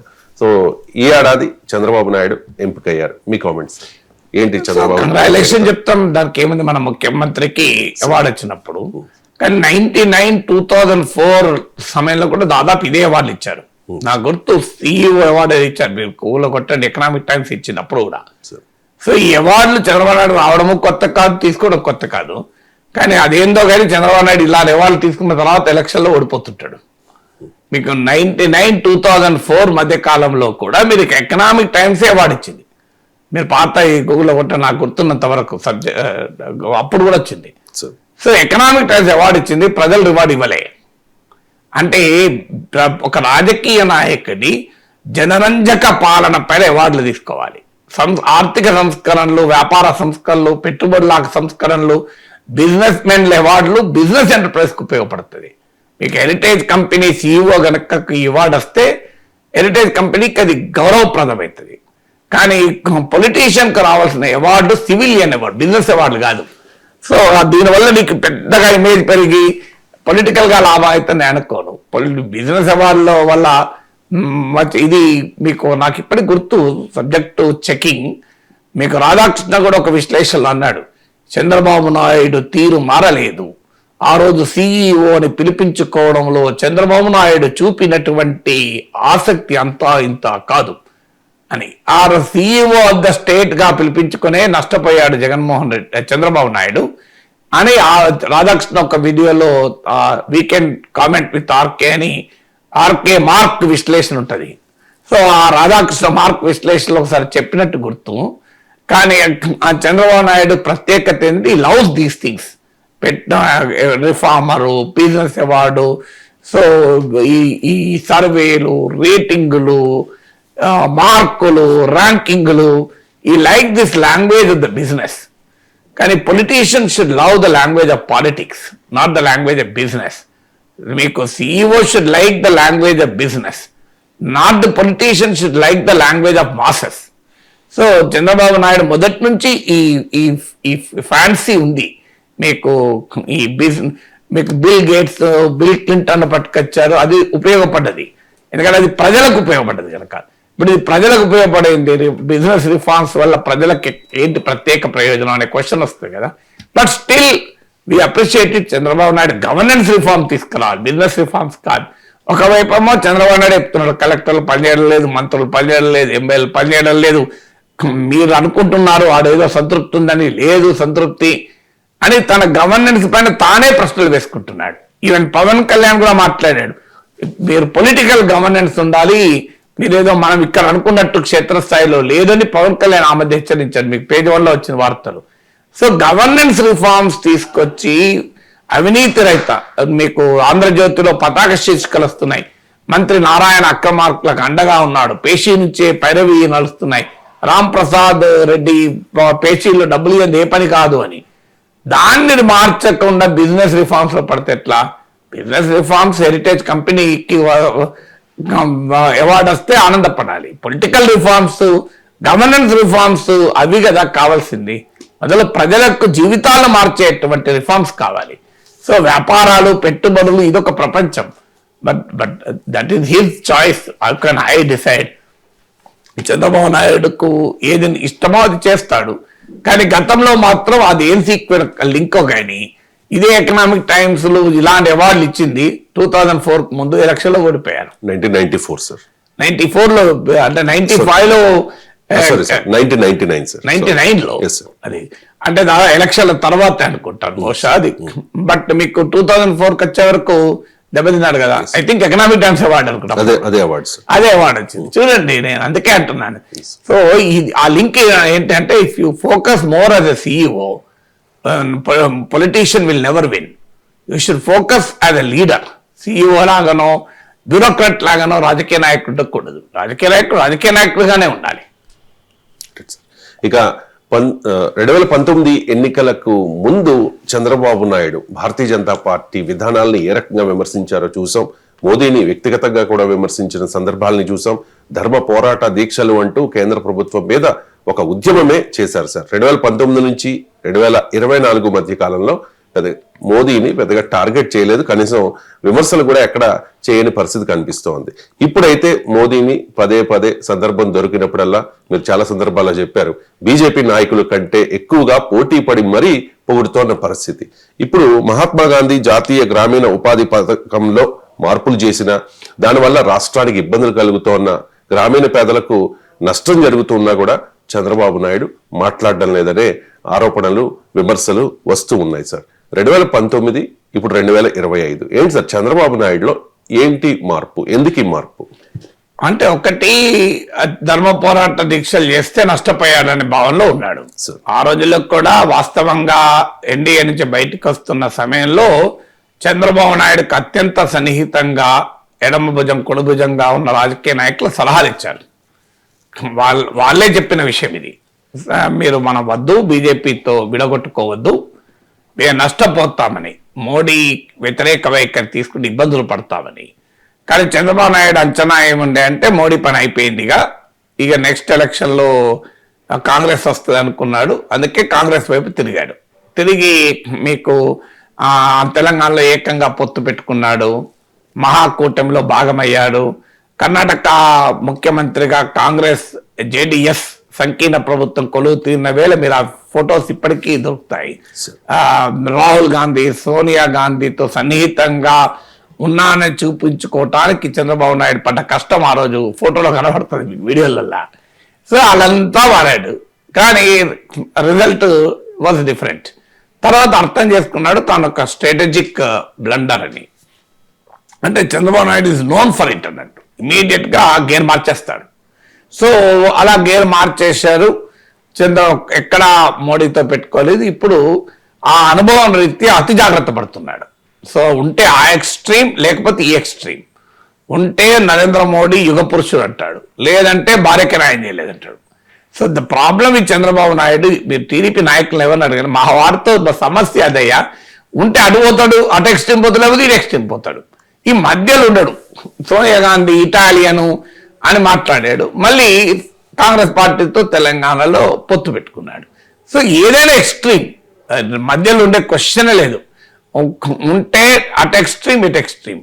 So that is the problem ఈ చంద్రబాబు నాయుడు టీడీపీ నాయకులే చెప్తూ ఉంటారు. సో ఇక్కడ కూడా అది మొదటి రీజన్. అంటే తాను పెద్ద ఎత్తున మోడీ వ్యతిరేక వైఖరి తీసుకుని నష్టపోయాను అని ఇప్పుడు మోడీ పట్ల వ్యతిరేకత వ్యక్తమయ్యే దశ వరకు కూడా చూడండి మీరు, చంద్రబాబు నాయుడు మోడీతో ఉంటాడు. ఎందుకంటే దట్ ఈస్ హౌ ఇప్పుడు బిల్లు కడతాడు ఇప్పుడు. సో అంటే అప్రాప్రియేట్ టైంలో అప్రాప్రియేట్ యాక్షన్ కాకుండా అప్రాప్రియేట్ టైంలో ఇన్అప్రాప్రియేట్ యాక్షన్ తీసుకుంటూ ఉంటారు. ఇక రెండవది ఏంటంటే లాంగ్ టర్మ్ వ్యూహం కూడా ఉంది అని అంటున్నారు రాజకీయ వర్గాల్లో. టాక్ ఏంటంటే చంద్రబాబు నాయుడు అమాయకుడు కాదు, చంద్రబాబు నాయుడు తెలుసు బీజేపీకి రాష్ట్రంలో ఉనికి లేదని. కానీ ఇప్పుడు మన అరవింద్ కేజ్రీవాల్ అనుభవం చూసాం, పినరాయి విజయన్ అనుభవం చూసాం, హేమంత్ సోరెన్ అనుభవం చూసాం, మోడీతో పెట్టుకున్న ముఖ్యమంత్రులు ఎన్ని ఇబ్బందులు పడుతున్నారో చూస్తున్నాం. మమతా బెనర్జీ ఇలాగే మోడీతో పెట్టుకొని తర్వాత ఇప్పుడు వెనక్కి వచ్చేసింది. ఇప్పుడు అందుకే మోడీకి మమతాకి ఎక్కడో అవగాహన కుదిరింది, రాష్ట్రంలో కొట్టుకుందాం, కేంద్రంలో వదిలేద్దామని. సో అందుకే మీకు మమతా బెనర్జీ పైన చిట్ ఫండ్లు, స్కామ్లు ఏవీ లేదు, కదలిక లేదు. చూడండి, తృణమూల్ కాంగ్రెస్ నాయకుల పైన ఏ రకమైన చర్యలు లేవు, ఇంక్లూడింగ్ అభిషేక్ బెనర్జీ. కారణం ఏంటంటే అండర్స్టాండింగ్ వచ్చేసింది. రాష్ట్రంలో నువ్వా నేనా అధికారంలో ఎవరెవరు ఉందాం, లెఫ్ట్ రాకుండా జాగ్రత్త పడదాం, ఇద్దరం కలిసి. మన ఇద్దరికి కామన్ ఎనిమీ లెఫ్ట్ గనక ఇద్దరం కొట్లాడుకుందాం. ఎంత కొట్లాడుకుందాం అంటే గొంతులు కోసుకున్నంత కొట్లాడుకుందాం, లెఫ్ట్కి అవకాశం ఉండద్దు. జాతీయ స్థాయిలో మీరు మాకు మాయాగుర్రం లాగా పనిచేసి ఇండియా కూటమి ముందుకు పడకుండా అడ్డుపడండి. కరెక్ట్ గా మమతా బెనర్జీ ఇప్పుడు అదే చేస్తాను చూడండి.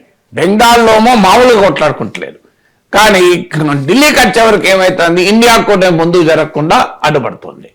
అంటే నరేంద్ర మోడీ మమతా బెనర్జీల మధ్య కుదిరిన అప్రకటిత అవగాహన, ఇది అన్డిక్లేర్డ్ అండర్స్టాండింగ్.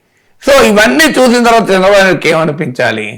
సో అవగాహన అప్రకటిత అవగాహన కుదుర్చుకున్న మమతా బెనర్జీ సుఖంగా ఉన్నారు, మోడీతో ఫైట్ చేస్తున్న అరవింద్ కేజ్రీవాల్ జైలుకి వెళ్ళాడు, హేమంత్ సోరెన్ జైలుకి వెళ్ళాడు, పినరాయి విజయన్ పైన నానా తిప్పలు పెడుతున్నాడు. సో ఇది పంచాయతీ ఎందుకు అనుకునేది ఒక రీజన్. అంటే ఇమీడియట్ బెనిఫిట్ లో కూడా మొదటి దొమ్మ పొలిటికల్ గా నష్టపోతానేమో 2019 అనుభవం రీత్యా అని. రెండవ లాభం ఏంటంటే అసలు ఇప్పుడు ఉన్నప్పుడే అనవసరంగా ఇబ్బందులు పడతామని. మూడో కారణం ఏంటంటే ఇప్పుడు ఫైట్ చేసి సాధించే దానికన్నా ఎంతో కొంత నిధులు తెచ్చుకోవాలని. ఇప్పుడు ఉదాహరణకు వరల్డ్ బ్యాంక్ నుంచి 15,000 కోట్లు అప్పు, మనం అందరము అడిగాం అసలు ఆ అప్ప అది గ్రాంటా చెప్పండి అని. అది అప్పుగానే మనకు మీడియాలో కూడా వచ్చింది. ఇప్పుడు నాకున్న సమాచారం అయితే ముందు ప్రకటించలే కేంద్రం, ఎందుకంటే ఇతర రాష్ట్రాల నుంచి మళ్ళీ కోరికలు వస్తాయని. కానీ ఐ థింక్ కేంద్రమే కడుతుంది ఆ అప్పు కూడా అంటున్నారు. అంటే రాష్ట్రానికి ఒక రకంగా అది గ్రాంట్ అవుతుంది అమరావతికి వచ్చేది అని. ఇది ఎంత నిజమో వెరిఫై చేయాలి. బట్ నాకు హైయెస్ట్ సోర్సెస్ బ్యూరోక్రసీలో ఉన్న వాళ్ళు చెప్పింది ఏంటంటే లేదండి ఇది బహుశా కేంద్రమే భరిస్తుంది, ఆ రకంగా చంద్రబాబు నాయుడు మోడీని ఒప్పించాడు అని అంటున్నారు. సో అది ఎవరు గొప్పగా చెప్పుకుంటలేరు, ఎందుకంటే ఇతర రాష్ట్రాల నుంచి ఇబ్బందులు వస్తాయని. సో ఇలా రాష్ట్రము ఎంతో కొంత లాభం పొందాలి, అనవసరంగా పంచాయతీ పెట్టుకుంటే అసలుకే మోసం అనేది మూడోది. నాలుగవది అతి ముఖ్యమైనది రాజకీయ అంశం. వాస్తవంగా ఇది మొదటిది రావాలి. ఇక్కడ Chandrababu Naidu is now busy preparing for transition.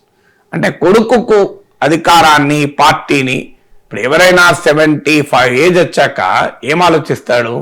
వ్యాపారస్తుడైన తండ్రి కూడా, సాధారణ మధ్యతరగతి తండ్రి కూడా ఒక్కొక్క ఆస్తులు పిల్లలకు అప్పచెప్పి బాధ్యతలు వదులుకోవడం దిశగా వెళ్తారు ఎవరైనా ఉమెన్.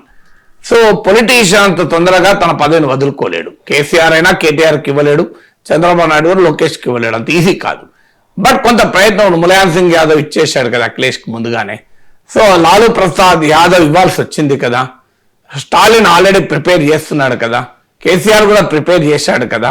సో అందువల్ల చంద్రబాబు నాయుడు కూడా ఇప్పుడు హైయెస్ట్ ప్రియారిటీ ఏంటంటే లోకేష్ను ఎవాల్వ్ చేసి లోకేష్కు ఈ ఇన్హెరిటెన్స్, పొలిటికల్ ఇన్హెరిటెన్స్, రాజకీయ వారసత్వాన్ని అప్పచెప్పాలి.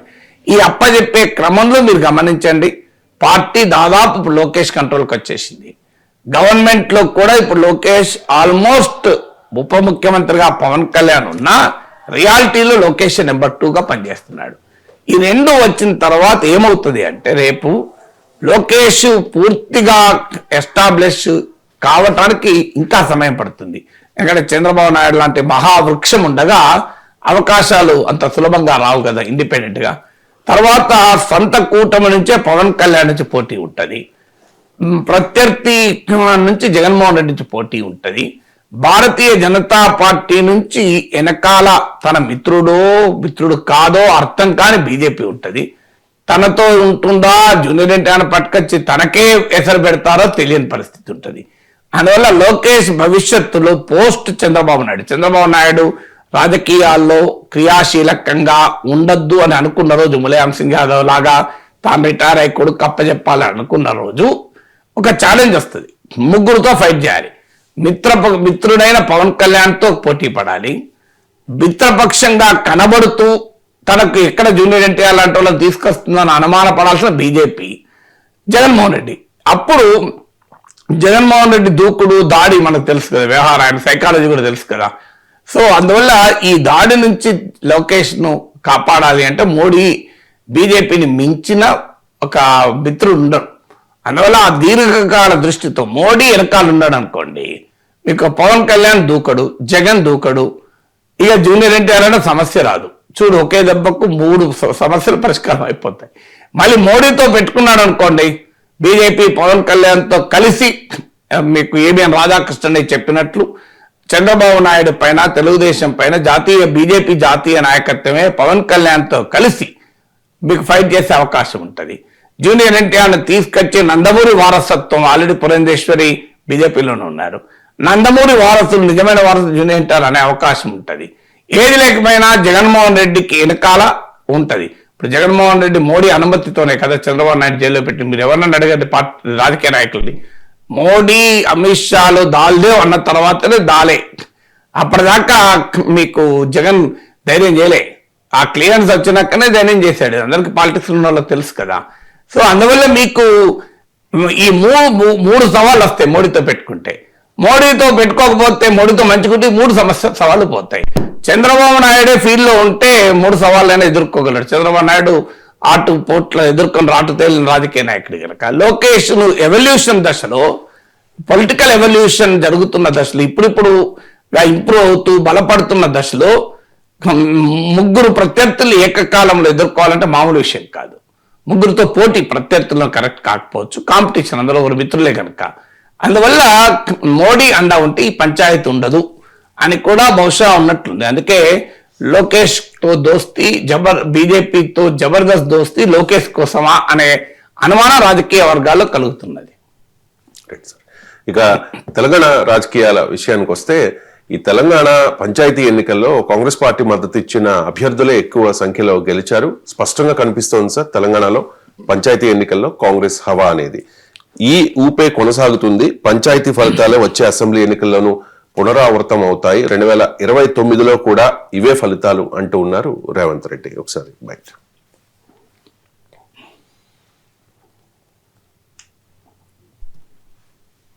కోల్పోయినా అహంకారం తగ్గలేదు. ఇంకొక ఆయన కడుపు నిండా విషం పెట్టుకొని, మూసీలో కాలుష్యం కంటే ఆయన కడుపులో విషం ఎక్కువగా కనిపిస్తుంది. ఆయన మాటల్లో, ఆయన చేతల్లో, ఆయన వ్యవహార శైలిలో. ఇప్పటికైనా ప్రజా తీర్పును గౌరవించి ప్రభుత్వం తీసుకుంటున్న నిర్ణయాలకు సహకరించి ముందుకు రావాలి. ఏదైనా మాట్లాడతాం, ఎట్లయినా మాట్లాడతాం. బర్తగించిన విధానాలతోని ప్రజల్ని ఇబ్బంది పెడతాము అని అంటే ప్రజలు ఇచ్చే తీర్పు ఈరోజు వాళ్ళకు కనువిప్పు కలగాలి అని నేను అనుకుంటున్నా. ఈ ఫలితాలను చూసే అద్భుతం అనుకుంటున్నారు. సంతోషం. ఈ అద్భుతం 2029లో కూడా జరుగుతుంది మీరు కోరుకున్నట్టే. 2/3 మెజారిటీతోని 2029లో కాంగ్రెస్ తిరిగి అధికారంలోకి వస్తుంది. 1/3 మీరుంటారు, 2/3 మేముంటాము. ఈ తీర్పు 2029లో కూడా పునరావృతం కాబోతుంది. ఇప్పటికైనా అహంకారం తగ్గించుకోండి, అసూయను తగ్గించుకోండి. తెలంగాణలో అమలు జరుగుతున్న సంక్షేమ అభివృద్ధి కార్యక్రమాలకు సహకరించండి. అధికారం కోల్పోయినా. ఇది మా 2 ఏళ్ల పాలనపై తీర్పు. పంచాయతీ ఎన్నికలు 94 అసెంబ్లీ స్థానాల పరిధిలో జరిగితే అందులో 87 అసెంబ్లీ స్థానాల పరిధిలో కాంగ్రెస్ పార్టీ స్పష్టమైన ఆధిక్యం సంపాదించింది. సో 2029లో కూడా విజయం మాదే. 2/3 అంటూ ఉన్నారు సార్ ఈసారి. అసలు 28లో ఎలక్షన్. అదే సార్. 29 ఎందుకు అంటున్నాడో తెలియదు. వాళ్ళకి ఏమన్నా ఈ మధ్య కూడా మోడీ కలిసి వచ్చాడు, ఏమన్నా ఇన్ఫర్మేషన్ ఉందేమో. బహుశా 28లో ఉండే అసెంబ్లీ ఎలక్షన్లను కూడా 29కు మిక్స్ చేసి ఒక రకమైన జమిలీకి వైపుగా ప్రిపరేషన్ ఏమైనా చేస్తాడో మోడీ తెలియదు మనకు, లేదా బై మిస్టేక్ అన్నాడేమో తెలియదు. బట్ మీకు ఇప్పుడు అంటున్నారు ప్రజల తీర్పు ఇది నిదర్శనం అని. మీకు గుర్తుండే ఉంటుంది, జూబ్లీహిల్స్ బై ఎలక్షన్స్ సమయంలో కేటీఆర్ డిమాండ్ చేశాడు, దీన్ని రెఫరెండంగా భావిస్తావా అని. రేవంత్ రెడ్డి ఒప్పుకోలే, కాంగ్రెస్ ఒప్పుకోలే. అంటే గెలిచిన తర్వాత తీర్పు వెనక్కి తిరిగి చూస్తే నాకు ఉపయోగపడుతుంది కదా అని. ఇది రెఫరెండం అంటే ఎట్లా? రెఫరెండానికి ముందే ప్రిపేర్ కావాలి. మీరు జూబ్లీహిల్స్ ఎలక్షన్స్ కు ముందే కనుక రెఫరెండం అని ఉంటే ఇది మామూలుగా ఉండేది కాదు. కానీ అప్పుడు అనలేదు కదా. సో అందువల్ల రేవంత్ రెడ్డి గెలిచున్నాడు. 3 మంచి మార్కులు వచ్చిన బిడ్డకు సీటు కావాలమ్మా అంటే ఆరోగ్యానికి మంచిది కాదని ఏమ్మా అనదు. ఏ తిన్నానా ఇలా గెలిచున్నావు సంతోషమైన రోజు ఏమన్నా తిను, నీకు ఎంత కావాలంటే అంత కేకులు తిను, సీట్లు తిను అంటారు కదా. కావాలంటే రేపటి నుంచి రెస్ట్రిక్ట్ చేద్దామని. సో ఇప్పుడు అలాగే గెలిచున్నాడు రేవంత్ రెడ్డి. సో జూబ్లీహిల్స్ గెలిచాడు, సర్పంచ్ ఎన్నికల్లో గెలిచాడు, కాంగ్రెస్ పార్టీ ఊపులో ఉంది. రాహుల్ గాంధీ, ప్రియాంకలు అప్రిషియేట్ చేశారు. పబ్లిక్ లో కూడా రేవంత్ రెడ్డి ప్రభుత్వం పట్ల, రేవంత్ రెడ్డి పట్ల సానుకూలత మొదలైంది.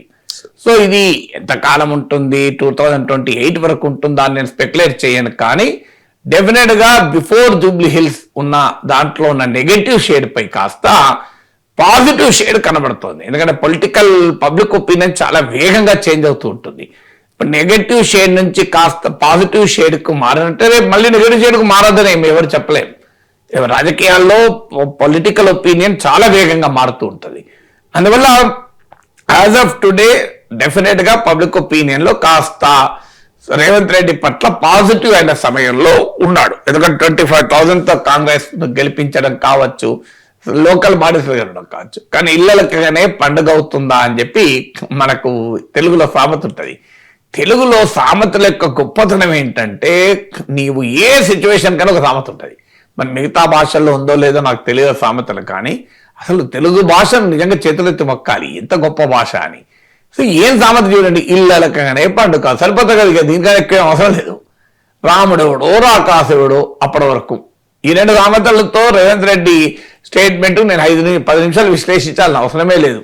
సో రేవంత్ రెడ్డి వ్యాఖ్యల్ని మీరు ఎలా చూస్తారంటే 2029కి రాముడెవడో రాకాసుడు, వీళ్ళు జూబ్లీ హిల్స్ గెలిచారు, సర్పంచ్ ఎన్నికలు గెలిచారు కనుక ఇదే తీర్పు వస్తుందంటే ఇళ్ళలకనే పండుగ కాదు అనాలి, అంతే కదా.